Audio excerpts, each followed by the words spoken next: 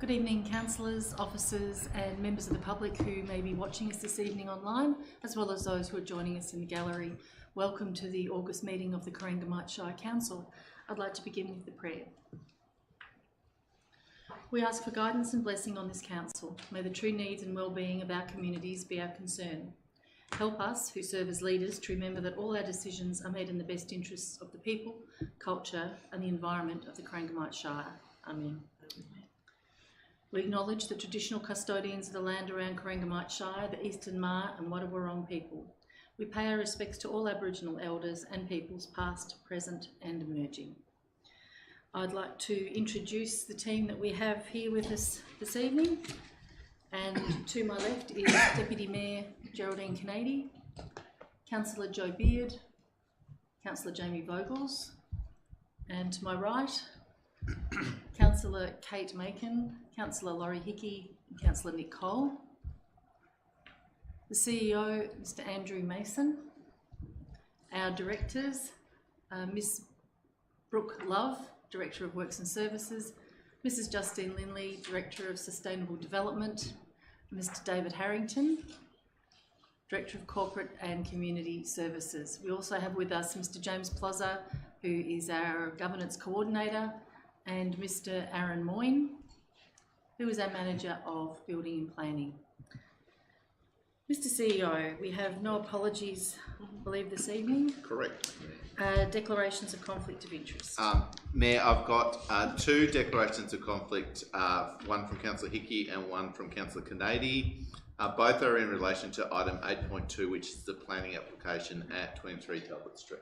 Okay, thank you. Deputations and presentations. So we have a deputation regarding agenda item 8.1, planning permit application P 2022-049, the erection and display of a double-sided major promotional sign at 83 Victoria Street, Cobden. And I have Mr James Corse down here as making the deputation, but I don't believe it's James, it's Luke. Would you like to go to the lectern? Thank you, Luke. Thanks, Mayor, and yeah, thanks for having me. I feel a bit underdressed. You guys are very well-dressed council. But yeah, my brother and I own Regional Billboard Co. or GORC. We've got 75 billboards across regional Victoria, so we're a purely regional business. We've got this application for a major promotion sign in Cobden. And certainly appreciate everyone a lot of the councillors taking the time to do a meeting out on site. Obviously the planning department is recommending a refusal on this one. Our industry can be pretty tough when it comes to finding sites. We've got to work within commercial and industrially zoned properties. So in Cobden we're pretty limited. We have sort of no interest in taking this to VCAT no matter which way it goes tonight. I think I'm here probably arguing a lot of other grounds outside of planning. I think it's the view the planning department's taken on this one is probably fairly valid. I could give you 5 reasons to approve it and 5 reasons not to approve it, so I'm not going to sort of dissect anything they've been through too much. Just in their recommendation, a couple of points I will touch on. They've talked about it not having a net community benefit. I'd argue against that. We've got some local suppliers, certainly in the construction, and then Ian Corral at Corral Signs does all of our installations down here. So an approval on this is probably sort of $4,000 to $5,000 a year through his business. We've also circulated some revised plans with some permanent signage on the billboard that we would be donating permanently to the community. So the face of the billboard heading towards Cobden would have, let me just quickly pull up the exact wording. It would have permanent signage, which is sort of 6 metres by 0.8 metres, which would say "Stopping Cobden, Dairy Heartland," sort of encouraging drivers to spend some time in Cobden rather than sort of just driving straight on through. And I would note that of the 2,800 cars per day that pass that subject property, only 1,600 cars end up on the main street. So hopefully it can encourage some people to spend some time in the town centre rather than driving through. And then for the other face of the billboard heading towards Camperdown, we would have a sign that said explore volcanic lakes and plains, which would, both those signs would be permanent at our cost, and sort of probably about $3,000 to $4,000 a year each side worth of advertising space that we'd be donating. There was one objection on the application which was subsequently withdrawn.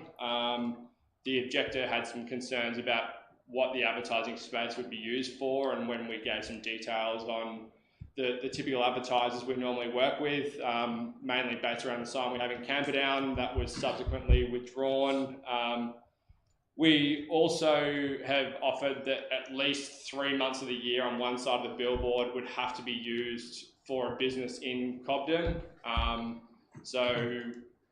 We'd be happy for that to be a permit condition. If it can't be, it'd be pretty bad business to be standing at a council meeting offering that and then not following through. But that would, I think some of the local businesses in Cobden had been a little bit, they've been questioning whether any of them could afford it. So that would be sort of an open market, and we would have to sell it at a rate that a local business in Cobden could afford. We would certainly honour that. My argument would be that it does have very much a net community benefit. We'd also offer that on one side of the sign we'd have a permanent mural underneath the billboard, which we would pay for.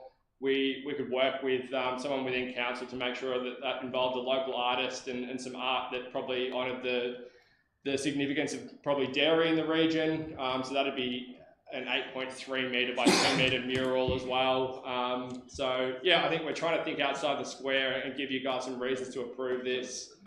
We think there's a clear need. We've got a lot of clients that call us wanting to advertise in Cobden. Hopefully I've given you guys some reasons to vote against the recommendation from the planning department. And I will finish on, I've only been at 2 council meetings where we've had a recommendation for refusal. There was one in Bridgewater, which is a long way from here, where they overturned that recommendation, and I had an email from the mayor 2 years later, reinforcing that how happy they were with that decision, and they actually since proactively reached out to us with other sites for billboards up there. Hopefully some food for thought, we think there really is a net community benefit on this one, and happy to answer any questions that anyone has.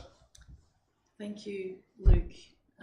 We don't do question and answers during deputation, so it is even quicker. Thank you for your presentation. And there is, with regards to agenda item 8.2, the Talbot Street. The Talbot Street, sorry, I've been doubled up here. There was a written submission received on behalf of the objectors, and that has been circulated to councillors this afternoon. Councillors, confirmation of the minutes. They've been circulated. Would someone like to move those minutes? Thank you, Councillor Kennedy, and seconded Councillor Macon. Is there any questions or comments? All in favour? Carried. We don't have any committee reports. Moving straight to planning. Item 8.1, planning application that we've just heard Luke discuss. So Mr. Moyne, I'll ask you to introduce this item, please. Thank you, Madam Mayor, and through you I present Council with this report for planning permit application PP 2022-049. The application seeks planning approval for the erection and display of a double-sided major promotional sign in Cobden.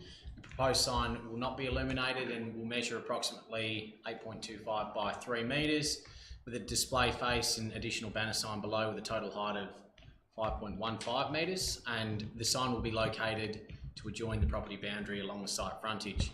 The site's located on the north side of the existing roundabout at the intersection of Victoria Street, Snayland Street and Camperdown Cobden Road, approximately 750 metres north of the Cobden Town Centre.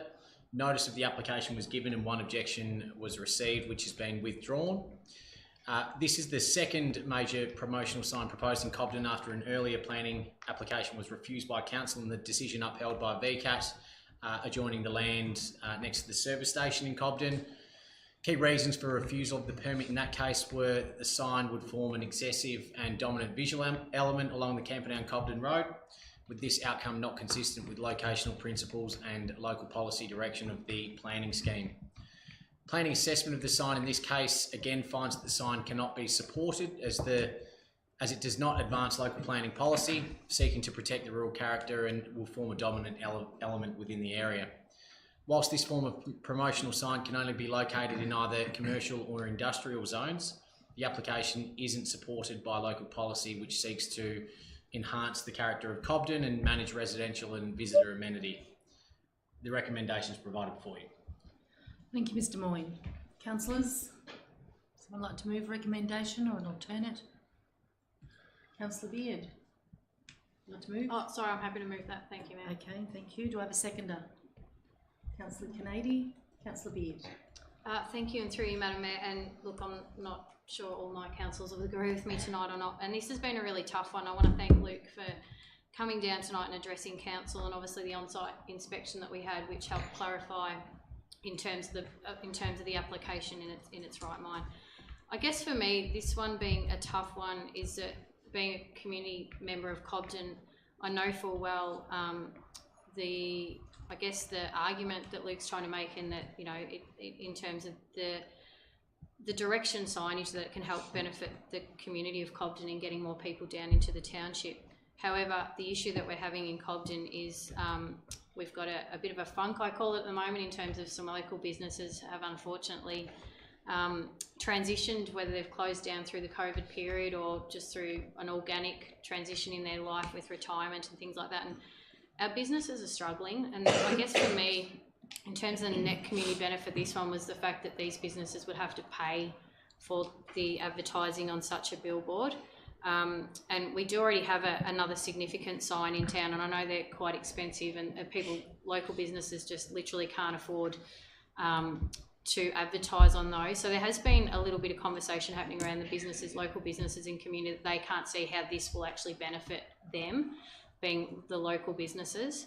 I also had a bit of an issue with the fact that even though it's sited on an industrial site or commercial site, it's right next door to a neighbourhood residential area, and which we'd raised previously when the previous application for another sign went in a few years ago, which Mr Moyne spoke about, that went to VCAT, and the same thing around that neighbourhood character and around the cluttering of signs and what the benefit actually would be when there's already existing signage in place, which we don't want to have too many signs. It's trying to get that balance. It's a pity that the application is now. We're having a structure plan that we're going to be talking on soon for Cobden, where we actually highlight that an action out of that is wayfinding and opening up the gateways for Cobden and making them attractive for visitors to Cobden. And so I can see there's a benefit in both regard, but I just have trouble with this particular site still having an issue with the net community benefit. I appreciate that they have identified that they'd be offering a waiver in the cost for the community to use it, but it's still the fact that there's going to be ongoing costs initiated on businesses that we don't really have control over. So unfortunately, I won't be supporting this application tonight, but yeah, it's been a tough one, this one. Thank you, Councillor Beard. Councillor Kennedy. Thank you, Mayor, and through you. Councillor Beard actually happens to have raised almost all the issues that I had listed as being concerns that I feel as well. I think the circumstances of this application are extremely similar to the previous application put before us, which was refused, and that refusal upheld by VCAT. I just don't see it as being very different, despite the fact that it is wanting to be set in a commercial zone, which it actually has to be, but it still is, that location is closer to the town centre and the residential area. And I feel like it goes against the planning scheme provisions in clause I think I can't even read that, 52.05. I think it's not compatible with the visual appearance of the area. It certainly will be dominant with the size of it. It's not compatible with the existing character of the area, and I do think that will create a sense of visual clutter, and I am a bit concerned about the location that's right on the roundabout there. I do think that would, even though I think Vic Roads were okay with it, I just think it would present a distraction and a safety risk there. I do think it is important to preserve the character and the rural feel of our towns, and that's something that's been brought up in the draft Cobden structure plan that we're going to look at later. So, you know, the rural feel of our towns, that's a very attractive feature of the towns in Corangamite, and I really think it's important to preserve it, and this kind of development in that location I think is not right. And would immediately diminish the special rural feel that we have in Cobden at the moment. It just isn't the right site. I can't support the application tonight, but I do appreciate, Luke, that you came to talk to us, and also your willingness to do something to support your application and to offer some assistance to the business community down there. But I wouldn't like you to go away either. I think we just haven't found the right place for your billboard, and I hope you'll keep looking, because I'm sure we'll come up with the right location for it at some point. Thanks. Thanks, Councillor Canadian. Councillors, any further comments on this item? I'll put it to a vote. All in favour? Carried. Item 8.2 is planning permit application PP 2022-058, two-lot subdivision at 23 Talbot Street, Camperdown. I think we have two declared conflicts of interest. Councillor Canadian. Yes, thank you. Yes, Councillor Hickey. I have a conflict of interest in that the family is well known to me, and it would be perceived that there may be a conflict, so I'll extract myself from the discussion. Thank you.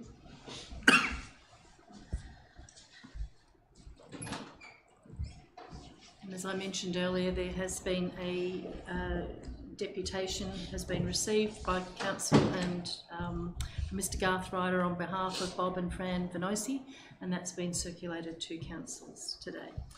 Mr Moyne, could you introduce this item, please? Thank you, Madam Mayor, and through you again, I present Council with this report for planning permit application PP 2022-058. This application seeks planning approval for a two-lot subdivision, resulting in the creation of a lot of approximately 2,300 square metres, with access via a new road reserve, with the balance lot containing an existing dwelling of 8.68 hectares. Access to both lots will be provided via a new road reserve from Talbot Street. The subject site has an area of 8.91 hectares and currently contains a single dwelling and is used as part of a broader agricultural use. The site is split zoned between a general residential and farming zone, with this arrangement in place since the preparation of the new format planning scheme in 1999. The land is undulating and sits above Talbot Street and residential land to the west, and sits at the base of Mount Sugarloaf to the east. Notice of the application has been given and one objection has been received, raising issues including increased traffic using the road causing amenity impacts, subdivision opening up the balanced land for further subdivision, and neighbourhood character. Issues raised in the objection have been reviewed and addressed within the planning report. The site was assessed through the residential land review in 2021 undertaken by council, which identified general and servicing constraints for future residential development. However, it should be noted that this does not limit new development, rather it requires further planning and an likely increased cost in the servicing and infrastructure for the site. This application is only for a two-lot subdivision. Any future residential subdivision proposed for the land would require further planning approval and would be assessed at that point in time, involving public notice and an opportunity to make submissions. Planning assessment of the application finds that the subdivision is supported and provides an acceptable planning outcome. The newly created lot will have capability to accommodate a new dwelling, and the subdivision aids in increasing residential land, supporting housing diversity and local residential development in Camperdown. The recommendation is provided before you. Thank you, Mr Moyne. Councillors, there's a recommendation there to issue a notice of decision. Someone like to move that recommendation? Councillor Macon. Do I have a seconder? Councillor Beard. Thank you. Councillor Macon. Thank you, and through you, Madam Mayor, apologies for my voice. The planning policy framework supports residential infill development in urban areas and identifies the importance of providing a range of lot sizes to suit a variety of dwellings and household types to meet the needs of different people. Council seeks to increase the diversity of housing types and ensures new residential use and development is compatible with the built form of the town. Residential strategies include providing for a range of development options, respecting neighbourhood character, supporting infill development and supporting subdivisions for underdeveloped land in the general residential zone. As identified in the residential land review, just over 5 hectares of the site has GRZ1 zoning. Subject to an acceptable design and provision of services and infrastructure to the land, there is potential for this land to be further developed for residential purposes, but this is a matter beyond the scope of the current application. We, at this point, are only deciding on the 2-lot subdivision. The creation of a new road reserve does not guarantee future development of the balance of the land. Any future subdivision proposals must be assessed and obtained planning approval, and will need to address residential design, objectives and standards. Adjoining landowners will have the chance to review any application at this point in time. The existing subdivision pattern is predominantly made up of lots of an average size of 1,000 metres square. The range is from 826 metres squared to 1,172 metres squared for lots adjoining the site. The proposed subdivision, creating a lot size of 2,339 metres squared, is consistent with the existing neighbourhood character while simultaneously providing an element of lot diversity in terms of its size. One of the objections was the reason of increased traffic using the road, causing amenity impact. This application will only create 1 new residential lot, and additional traffic therefore will be to a minimal. And there is 22 conditions placed on this planning permit, so I'm satisfied for the recommendation to go through. Thank you. Thank you, Councillor Macon. Councillor Beard. Through you, and thank you, Madam Mayor. And I think Councillor Macon pretty much ticked everything off that I would have spoke to as well. I guess in terms of the objections, it's speculation to determine whether or not we're thinking about future development, which clearly this application isn't. We're here to look at a 2-lot subdivision based on the application and not through speculation of what could potentially happen in the future. And in terms of the assessment that's been done by the planning department, I'm more than comfortable with what they've come through with, and especially the conditions. In terms of the access track, I think that's just practical, that it's done in a way that it will enable the 2 properties to access that now. It's not changing it to a bitumen sealed road or anything like that. If there's anything down in the future, then we look at that on its merits at that time. But I think in terms, as I said, about the objection relating to potential growth of the bigger lot size, it's purely speculation, which we can't make a decision based on that. So I'm fully supportive of this 2-lot subdivision, and thank Councillor Macon for her assessment as well. Thank you, Councillor Beard. Councillors, is there anything further? I'll put it to a vote all in favour. That's carried. Thanks, Mr Mason.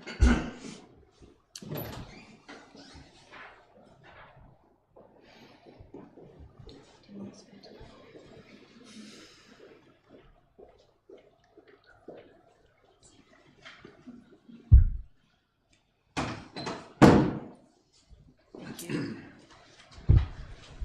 Item 8.3 is the Cobden Structure Plan, public consultation. Mr Moyne, thank you. Thank you, Madam Mayor, and through you again, I present Council with this report on the Cobden Structure Plan. The report provides an overview and update on the Cobden Structure Plan, and before it's released for public consultation through September to inform preparation of the final version of the plan. Preparation of the Cobden Structure Plan is a priority for Council and has progressed through a process of consultation on emerging directions and direct contribution by the project working group. The structure plan is a key strategic planning document for Cobden in providing a long-term land use planning framework over a 15 to 20-year horizon.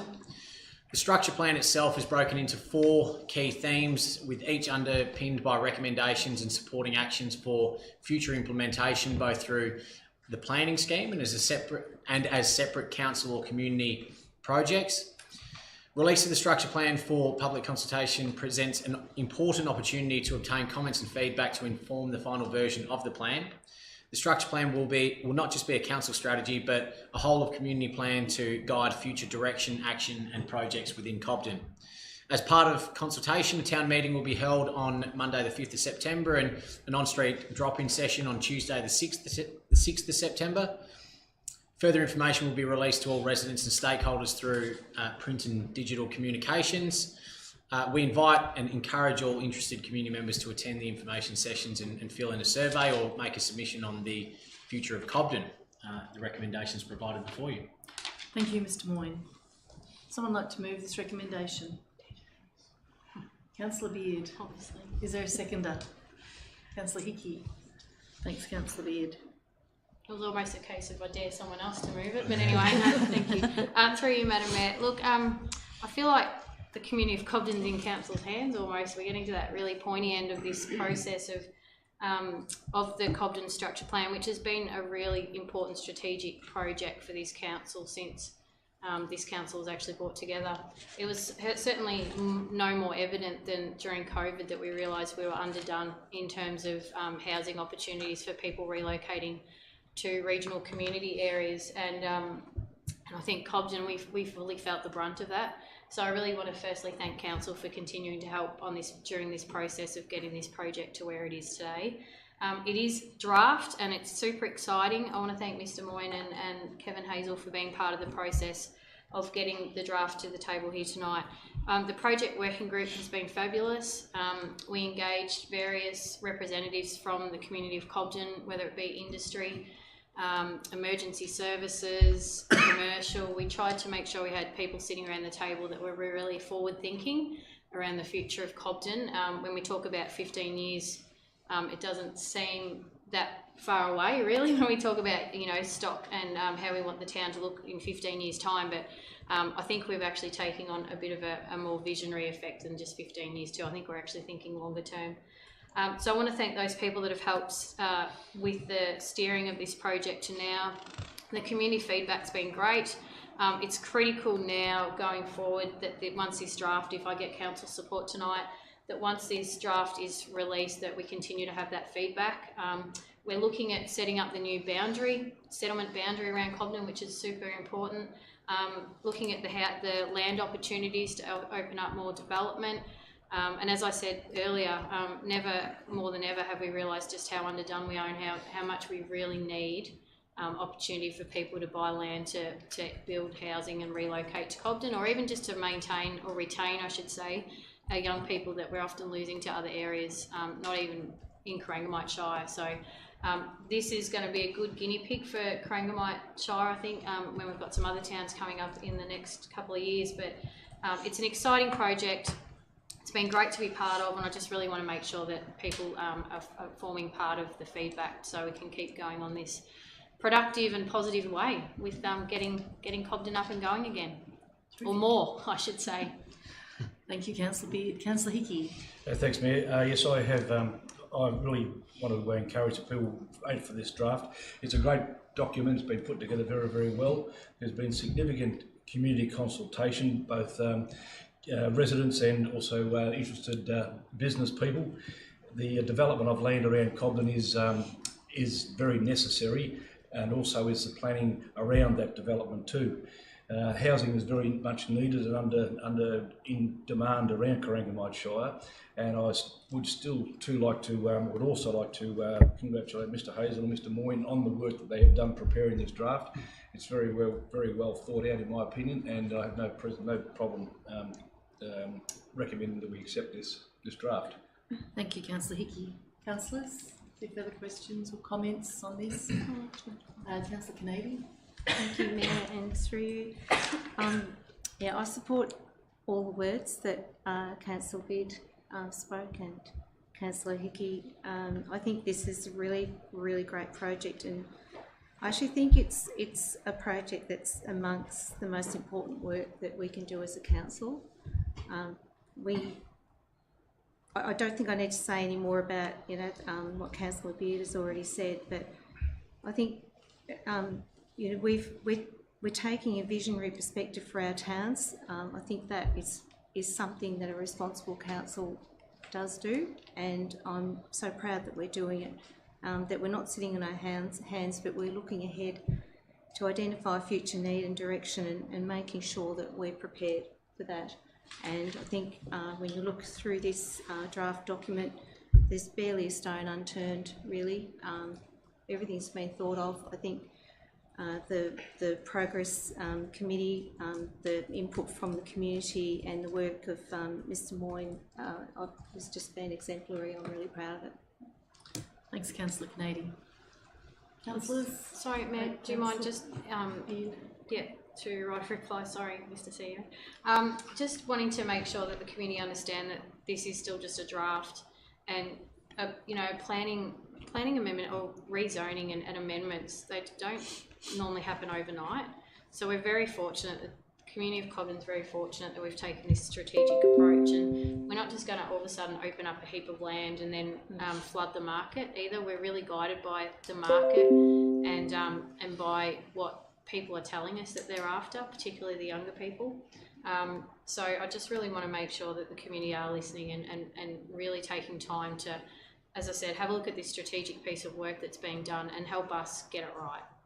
Thank you, Councillor Beard. And as Mr Moyne pointed out, there's certainly several opportunities, including a meeting on Monday the 5th of September. So I urge people of Cobden to have a look at the structure plan and make their comments.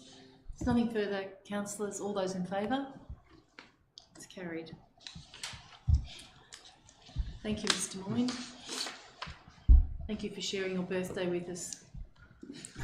Now move to item 9.1, which is the finance report for June 2022. Mr Harrington. Thank you, Madam Mayor, and through you.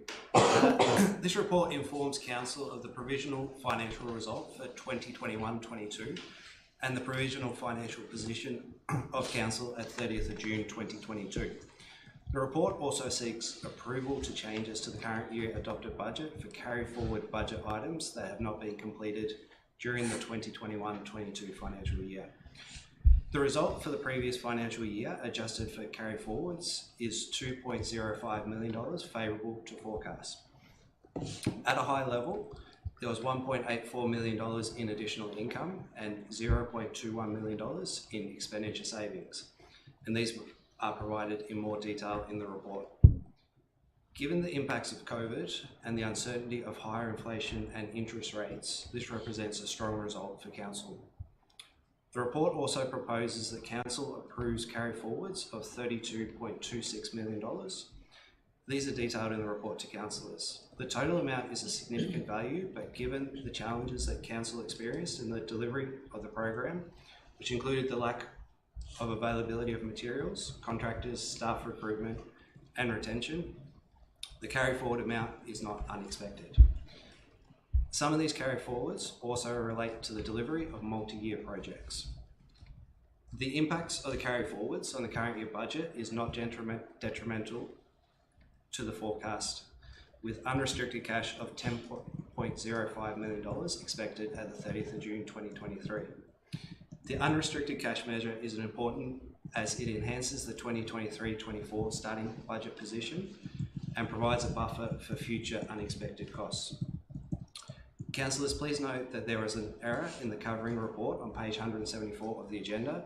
There is a comment that Council performed $17.35 million better than adjusted forecast, and this should have read $2.05 million. This does not alter the recommendations. Mayor, the recommendations are before you. Thank you, Mr Harrington. Councillors, there's recommendation to receive the interim finance report for last financial year, note the provisional cash result, and approve the carry forward projects. Someone like to move? Thank you, Councillor Hickey. Do I have a seconder? Councillor Vogels. Councillor Hickey. Yes, thank you, Mayor. Well, this is a very, very big report and big document. It forms part of the main part of our whole being as a councillor. And I would like to congratulate Mr. Harrington on his presentation of this report, and duly note that on page 174 adjustment will be made. So I'm happy to accept that proposal too. I suppose the concern is the $32.26 million carry forward projects. However, as most people would be aware, any project at the moment takes a lot of organising and a lot of labour to keep them up and running, as well as the supply of materials to complete those projects too. Most of these, or a lot of these projects have been multi-year, and I have it on good authority that they'll be well and truly wiped from the agendas by 2025 and earlier. So I have no hesitation in receiving this report, and thank the officers for the amount of work that goes into providing a budget as we see before us. Thank you, Councillor Hickey. Councillor Vogels.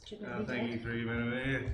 I'd also like to thank Mr. Harrington for the report. And the carry forwards are also a mix of early grants. Money's coming early from grants, so it's not all works that haven't been completed, and they're all multi-year type projects. And I think probably over the next 12 months we'll see all that money disappear and get back into normal. But this shows council does remain in a good financial position, which is good to see. Thank you, Councillor Vogels. Councillors, anything further on this report? All those in favour? Carried. Item 9.2 is the Local Government Performance Indicators Report for 12-month period ending 30th of June 2022. This is the provisional results. Mr. Harrington, can you introduce this item, please? Thank you, Madam Mayor, and through you. This report represents the provisional 2021-22 performance report under the Local Government Performance Reporting Framework. This is a mandatory system of reporting to ensure that all councils are measuring and reporting their performance in a consistent manner. Council's performance is generally positive, with the exception of some service-related measures which were adversely affected by COVID restrictions. Results are also generally favourable amongst financial performance and sustainability indicators, and Council continues to be fully compliant with its governance checklist, governance requirements as reflected in the governance and management checklist. The provisional results will be submitted to Local Government Victoria shortly for review. Following the final confirmation from Local Government Victoria, the results will be published to the public through the Know Your Council website. Mayor, the recommendation is before you. Thank you, Mr. Harrington. Councillors, someone like to move this recommendation? Councillor Vogels, and a seconder? Councillor Cole. Thank you. Councillor Vogels. Thank you, through you, Madam Mayor. Thanks again, Mr. Harrington, for the report. And well, probably getting ahead of myself, Madam Mayor, did I? No, you go ahead. I'll go for gold now. I've got some notes to get through, and I'll put my glasses on to look a bit wiser, but I haven't got any, so Let's hope you're reading the right notes. I'll get through my notes. And then I do support the officer's recommendation, thank you, Madam Mayor, but I question the burden this places on our staff and the cost it has to the community by diverting staff away from real jobs of direct service delivery. So when the local government performance reporting requirement was originally introduced by the state government in 2014, it was supposed to reduce the amount of reporting required to councils to a once a year single report. In 2019, after conducting an audit into the first few years of the program, the Victorian Auditor General said it was supposed to be used by councils to drive service improvement and inform their decisions, but instead, and I'll quote from the Auditor General here, it has not achieved the aim of reducing the reporting burden on councils. Various state government agencies continue to use their own separate process to collect council data. This duplicates effort for both councils and state government and leads to inefficiencies and inconsistencies, and that's from the Auditor General. So in business and other organisations, the type of performance reporting is found in the annual report, and correct me if I'm wrong, but doesn't council also prepare an audited annual report which includes all the information in the LGPR and more? The annual report is also submitted to the Minister for Local Government and tabled in State Parliament. And it is clear from the report presented tonight that officers have put a lot of work into pulling this together. It is a good report with great results, but I would like to ask a question of the CEO and Director Harrington of what are the costs associated with completing these 82 mandatory indicators that cover service performance, financial performance and sustainability, and how many council staff members are being diverted from delivering services to our ratepayers and community, or diverted from improving services to run around gathering duplicate information for the state government that probably isn't even read or used. Thank you, Councillor Vocals. Mr Harrington, I'll direct that question to you. Thank you, Mr. Vogels, for the question. I think you made a really good point when you mentioned that the Victoria Auditor General back in 2019 identified the duplication of efforts. Since that date, there's been no significant changes to the reporting framework, which is disappointing. In terms of internal officer efforts, the measures cover across a number of different departments, and there'd be between 10 to 12 staff members involved, and based on a significant amount of work that goes into producing those results, we estimate that the internal cost to council would be about $15,000 in staff time. Thank you, Mr Harrington. Councillor Vocals, you're happy with that? Well, you're not happy at all. Yeah, no, I'm happy with that, but I'm just, and that's just the tip of the iceberg for things that come through council, that is reporting on reports on reporting, and it does tie up a lot of time that our officers, high-end officers, whose time could be much better used entertaining me. Thank you. Thank you, Councillor Vocals. Councillor Cole, you going to follow up? Yeah, thank you, Madam Mayor.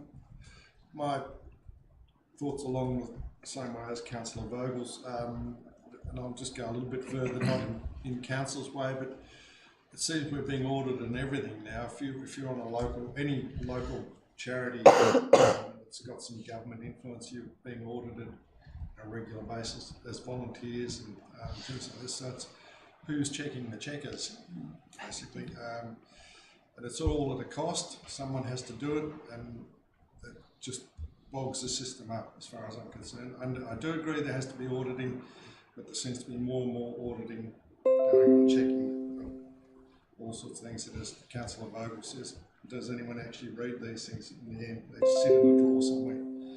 So thank you. That's my Thank you, Councillor. Thank you, Councillor Cole. There certainly does seem to be a lot more red tape these days. Councillors, anybody anything further on this item? Put it to a vote. All in favour? Carried. Item 9.3, the Instrument of Appointment and Authorisation for Planning Environment Act 1987. Mr Plaza, please. Thank you, Madam Mayor, and through you.